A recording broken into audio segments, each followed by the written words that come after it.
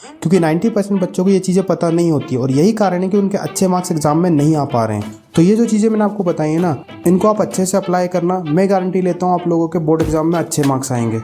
Hello everyone, welcome to your channel global coaching classes. आज की video आप लोगों के लिए बहुत इंपॉर्टेंट होने वाली है, क्योंकि आज की इस वीडियो में आप सीखोगे प्रेजेंटेशन के बारे में। यदि आपको बोर्ड एग्जाम में अच्छे मार्क्स लाने ना, तो आपकी दो चीज़ें अच्छे से हो जानी चाहिए।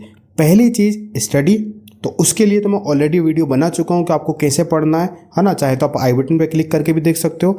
और दूसरी चीज़ आपकी प्रेजेंटेशन।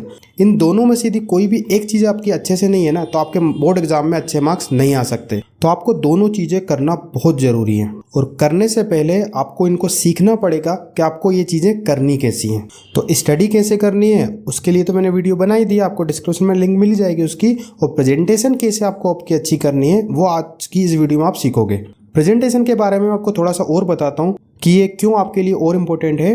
देखिए, अभी तक आपके स्कूल में जितने भी एग्ज़ाम हो चुके हैं, अभी हाफ ईयरली जो भी आपके एग्ज़ाम हुए हैं, प्री बोर्ड से अभी तक पहले और प्री बोर्ड भी होने वाले हैं, है ना। हो सकता है आप लोगों के स्कूल में अच्छे मार्क्स आ रहे हों, और हो सकता है कुछ बच्चे ऐसे हो जिनके अच्छे मार्क्स नहीं आ रहे हैं स्कूल में। बट बोर्ड एग्जाम में ये सारी चीज़ें चेंज भी हो सकती हैं। हो सकता है यदि आपके अच्छे मार्क्स आ रहे हैं तो बोर्ड एग्जाम में अच्छे मार्क्स ना आए, और जिस बच्चे के अच्छे मार्क्स नहीं आ रहे थे उसके अच्छे मार्क्स आ जाए। मैं आपको बताता हूँ ये सारी चीज़ें मैं आपको क्यों बोल रहा हूँ। क्योंकि देखो, अभी तक जितने भी आपने एग्ज़ाम दिए हैं उसकी कॉपी आपके कहीं ना कहीं स्कूल टीचर ने ही चेक की है ना। और स्कूल टीचर पूरी साल भर हो गया आपको पढ़ाते पढ़ाते, उसको बहुत अच्छे तरीके से मालूम है कि ये बच्चा अच्छा पढ़ता है या नहीं पढ़ता है, क्योंकि कॉपी इसी के बेसिस पे चेक हो जाती है।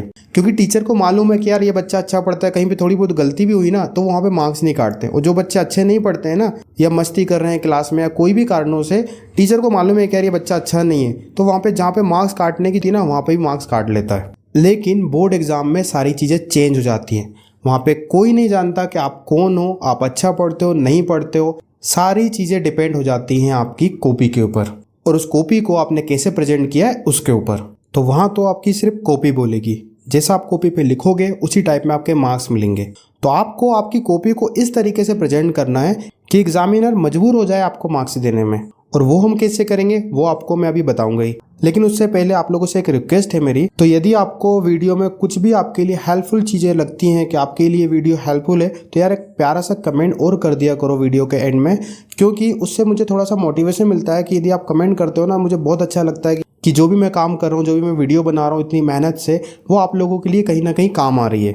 और इसी के साथ ही वीडियो को लाइक भी कर दिया करो, क्योंकि इसी तरीके से जैसे ये वीडियो आप लोगों के लिए हेल्पफुल है, मैं चाहता हूँ कि इसकी रीच थोड़ी सी और बढ़े। तो यदि आप वीडियो को लाइक करोगे ना, तो YouTube दूसरे लोगों तक इस वीडियो को सजेस्ट करेगा। और साथ में चैनल को सब्सक्राइब भी कर लिया करो, जिससे इस चैनल रीच बढ़े थोड़ी सी। क्योंकि यार इतनी मेहनत करने के बावजूद भी यदि हम 1500 पे रह जा रहे हैं तो कोई मतलब नहीं निकलता। क्योंकि यहाँ पे क्या हो रहा है ना, अभी यूट्यूब पे एजुकेशन पे ग्लैमर भारी पड़ रहा है, क्योंकि फालतू की वीडियो पे आप देखते हो मिलियनों से व्यूज़ पड़े हुए हैं, है ना। और यहाँ हम इतनी मेहनत कर रहे हैं, एक एक वीडियो बनाने के लिए इतनी मेहनत होती है ना, वो 500 और 1000 में सिमट के रह जाती है।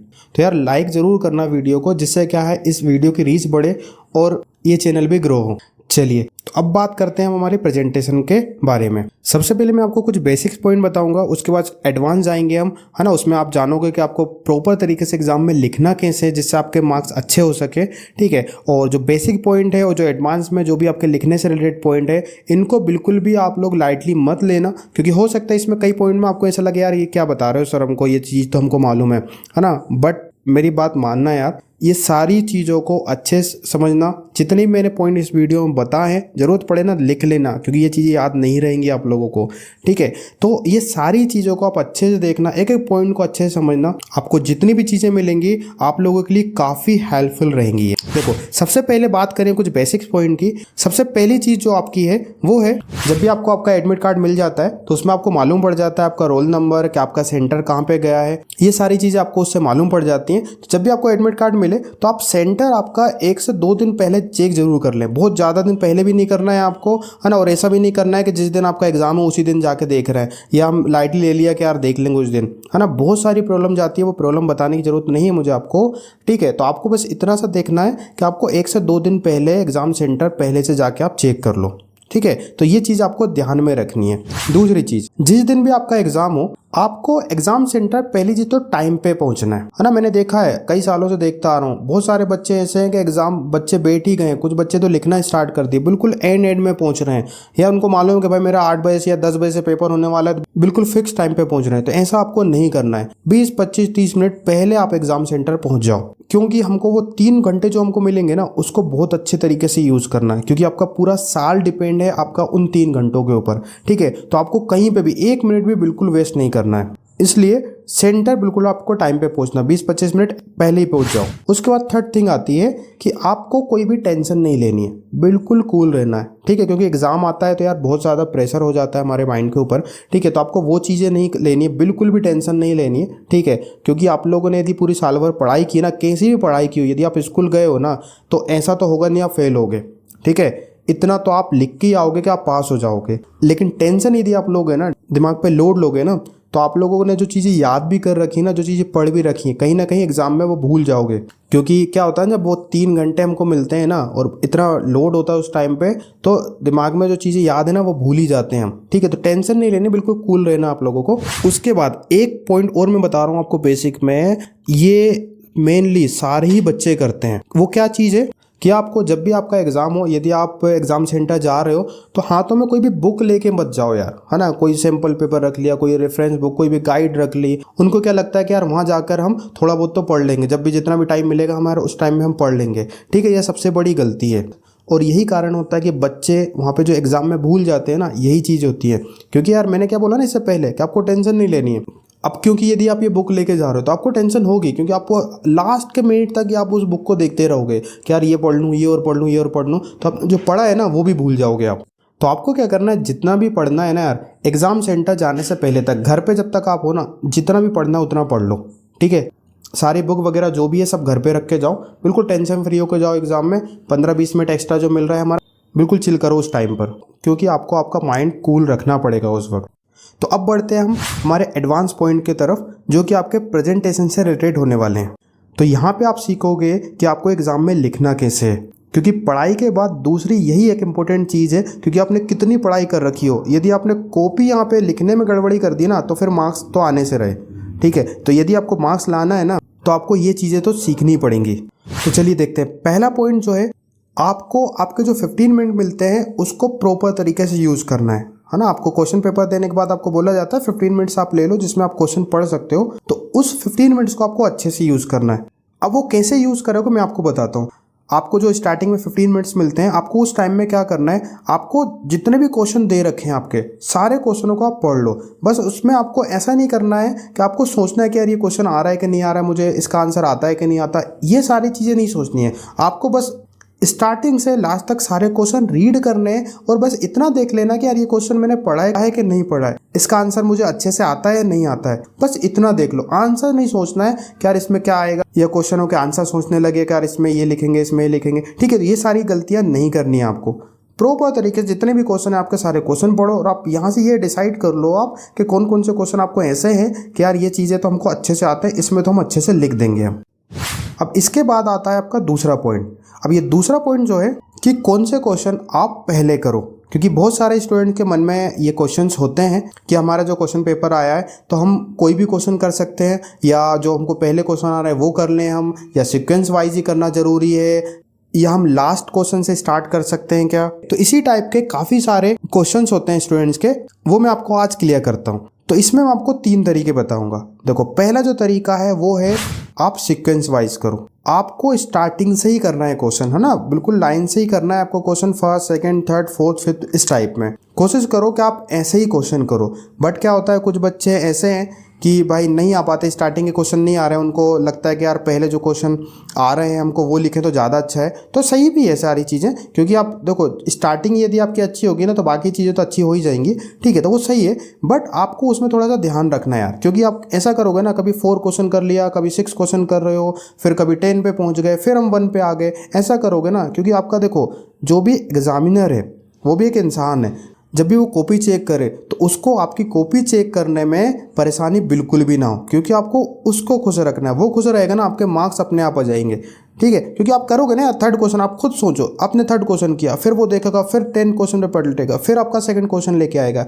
ठीक है, तो ऐसी चीज़ें नहीं करनी है आपको, है ना। देखो पहली चीज़ तो मैंने आपको बताया सीक्वेंस वाइज करो, अगर नहीं होता है तो कोशिश करो, अगर आपको ऐसा लगता है कि नहीं मुझे पहले 5 क्वेश्चन अच्छे से आ रहा है तो आप वहीं से फिर कंटिन्यू करो, 5 6 7 ऐसा कंटिन्यू करो, उसके बाद के फिर जो स्टार्टिंग से जो क्वेश्चन है वो कर सकते हो आप। या आप तीसरी चीज़ और है कि आप अगर ये भी चीज़ नहीं होती तो आप सेक्शन वाइज करो, तो आप देख लो कि आपको कौन सा सेक्शन ऐसा है कि यार ये सेक्शन अच्छे से आ रहा है, आप सेक्शन वाइज ऊपर हेडिंग बनाओ, section A, section B, section C, जो भी आप कर रहे हो उस हिसाब से क्वेश्चन करो आप। ठीक है, तो एग्जामिनर को क्या क्वेश्चन ढूंढने में प्रॉब्लम नहीं जाएगी, है ना। आप कहीं से भी क्वेश्चन करोगे ना, अगर लाइन से करो, चाहे सेक्शन करो, चाहे नंबरिंग वाइज करो या सीक्वेंस वाइज कर रहे हो, तो उसको प्रॉब्लम नहीं जाएगी। और उसको प्रॉब्लम नहीं जाएगी, देखो खुश होकर यदि आपकी कॉपी चेक कर रहे हैं ना, तो आपके मार्क्स आने ही हैं। अब लिखने से पहले ये पॉइंट मुझे आपको सेकंड पे बताना था, लेकिन मैं आपको यहाँ पे थर्ड पे बता देता हूँ मार्जिन्स के बारे में, क्योंकि मोस्टली बच्चे, मैं बहुत ज़्यादा देखता हूँ, जब भी बच्चों को कॉपी मिल जाती है ना, तो बच्चे क्या करते हैं, कॉपी के इस साइड भी, कॉपी के इस साइड भी बहुत बड़ी बड़ी मार्जिन छोड़ देते हैं,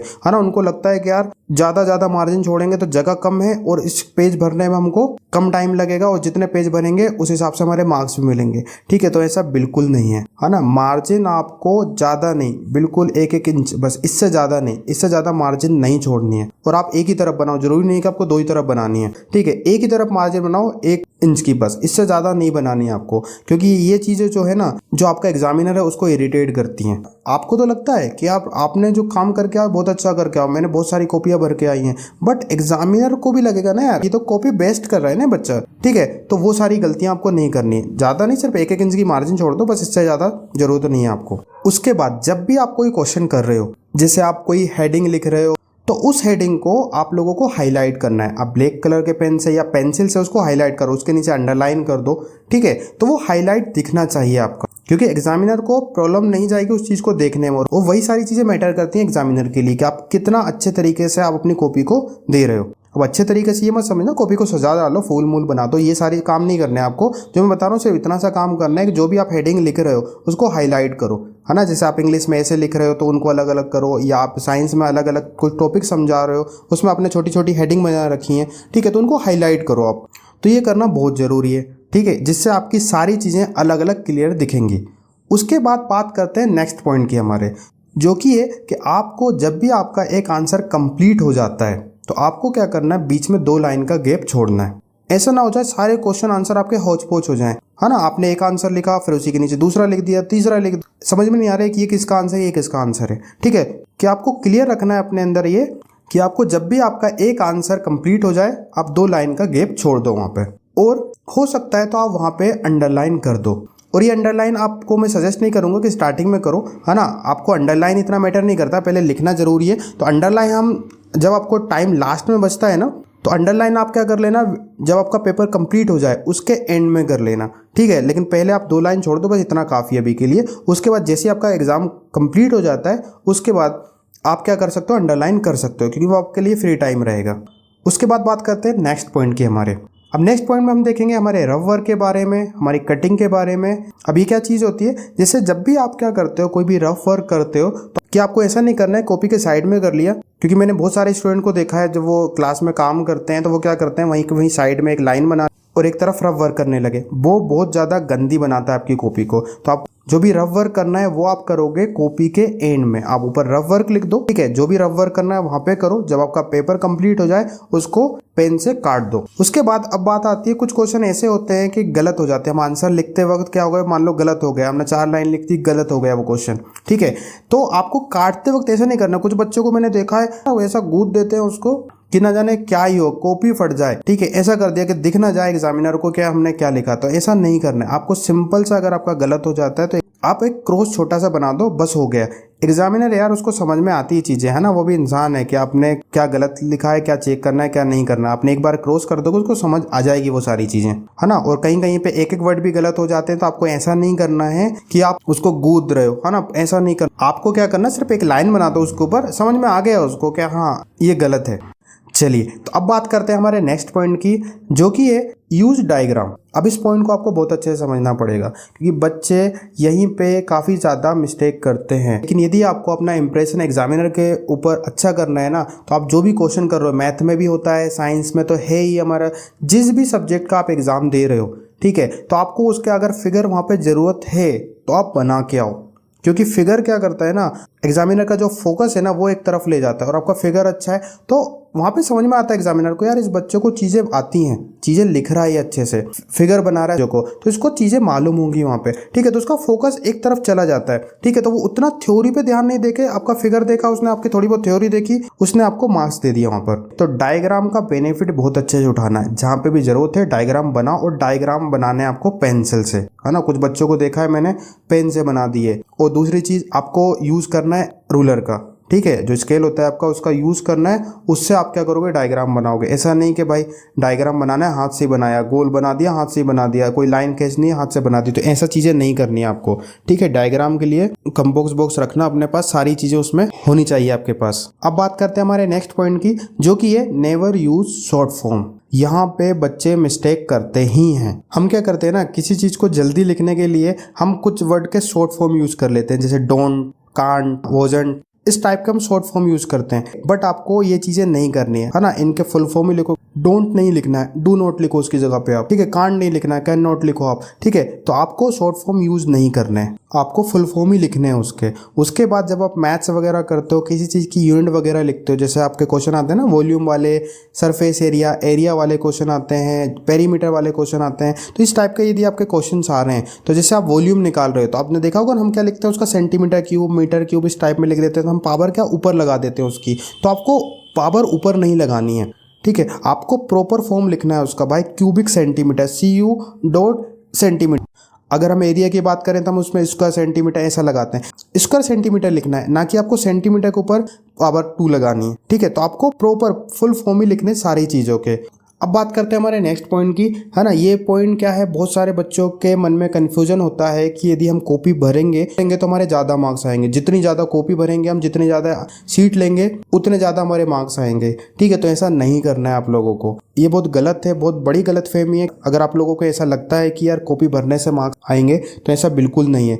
आपको जितना उस क्वेश्चन में ज़रूरत है, जितना लिखना है उतना ही लिखोगे। आपका कंटेंट बोलता है वहाँ पे, आपने क्या लिख के आए वो बोलता है, ठीक है। कॉपी भरने से कुछ चीज़ें नहीं होती है, और ये सारी चीज़ें करके आप मालूम एग्जामिनर को इरिटेट करते हो, तो आपको ऐसा नहीं करना है। कॉपी नहीं भरनी है, जितना ज़रूरत है उतना लिखना है आप लोगों को। अब बात करते हैं हमारे नेक्स्ट पॉइंट की, जो कि है कि लास्ट में कुछ क्वेश्चन ऐसे होते हैं हमारे बच जाते हैं, जो हमने स्टार्टिंग में छोड़ दिए, जो हमको नहीं आ रहे थे, हमने सोचा था लास्ट में कर लेंगे, क्योंकि हमने तो पहले वही क्वेश्चन किए ना जो हमको आ रहे थे। अभी हमारे वो क्वेश्चन तो बचे हुए हैं जो कि हमने नहीं किए। तो उन क्वेश्चनों में बच्चे क्या गलतियां करते हैं, वो सोचते हैं कि यार लिख दो, क्योंकि हमको मालूम है कि यार हमें आते तो है नहीं ये क्वेश्चन, अगर थोड़ा बहुत लिख देते अगर मार्क्स आएंगे तो अच्छी बात है, नहीं तो कोई प्रॉब्लम ही नहीं है। तो आपको ऐसा नहीं करना है, क्योंकि क्या होता है जब आप ऐसा सोच लेते हो ना मन में, तो वहाँ पे जाके आपकी राइटिंग ही चेंज हो जाती है। तो वो चीज़ें आपको नहीं करनी है। आपको जो क्वेश्चन नहीं भी आ रहे हैं ना तो उसको आपको अच्छे तरीके से लिखना, जितना भी आपको उस क्वेश्चन से रिलेटेड मालूम है वो सारी चीज़ें उसमें मेंशन करो। फिगर अगर आ रहा है आपको, फिगर से समझा सकते हो तो बाय फिगर समझाओ उसको,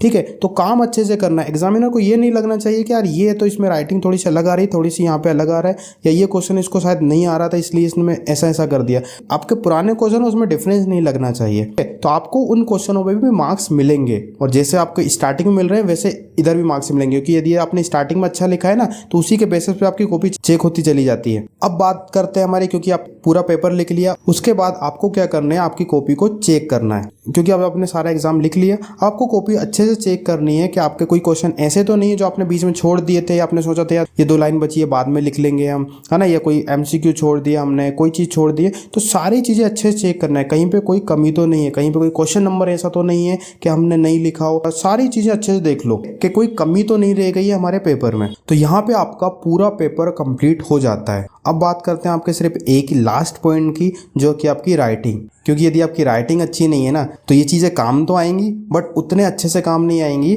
जो कि आनी चाहिए। तो आपको आपकी राइटिंग पे ध्यान देना है। अभी से आप जो भी रिवीजन कर रहे हो, आप स्कूल में पढ़ाई कर रहे हो, तो कोशिश करो कि आपके एग्जाम तक आपकी राइटिंग अच्छे से हो जाए, क्योंकि आपकी राइटिंग अच्छी होगी ना, एग्जामिनर को सारी चीज़ें अच्छे से समझ में आएंगी, तो वो आपको अच्छे से मार्क्स देगा। तो ये थे सारे आपके पॉइंट प्रेजेंटेशन से रिलेटेड। अब हो सकता है आपको इनमें से कुछ पॉइंट ऐसे लगे हों बेसिक हैं, या आप कुछ बच्चों को लग रहे हैं यार छोटी छोटी चीज़ें हमको याद रहेंगी, कर लेंगे हम, है ना। मैं कह रहा हूँ आपको इसको इग्नोर नहीं करना है। यदि आपको बोर्ड एग्जाम में आपने इस बार सोचा है ना कि अच्छे मार्क्स लाना है, तो आपको ये सारी चीज़ें बहुत अच्छे से समझनी पड़ेंगी, क्योंकि 90% बच्चों को ये चीज़ें पता नहीं होती और यही कारण है कि उनके अच्छे मार्क्स एग्जाम में नहीं आ पा रहे हैं। तो ये जो चीज़ें मैंने आपको बताई है ना, इनको आप अच्छे से अप्लाई करना, मैं गारंटी लेता हूँ आप लोगों के बोर्ड एग्जाम में अच्छे मार्क्स आएंगे। तो आज की इस वीडियो में इतना ही, फिर मिलते हैं नेक्स्ट वीडियो में। Thank you.